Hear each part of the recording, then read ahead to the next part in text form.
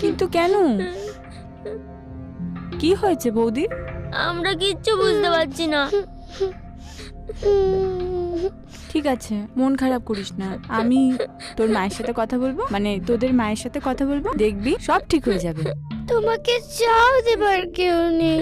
আমি চা খাবো না, আমি একটা প্ল্যান করছি।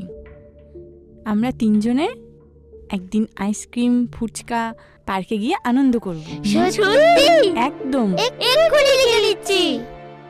হ্যাঁ, তুমি এটাই লেখো, লেখো, এখানে আছে। তুই এটা লেখ, 1 2টা লেখ। হ্যাঁ, তুই এখানে লেখ, এনে পেন্সিলটা তাড়াতাড়ি নে। লেখ বনু। হ্যাঁ হ্যাঁ হ্যাঁ।